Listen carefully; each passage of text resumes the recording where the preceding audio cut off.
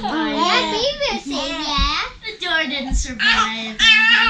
Yeah, we had our first mishap. We were opening up the slide out, and the door to the kids' bunk room was somehow it opened during the trip. And when we opened the bunk, it kind of got stuck.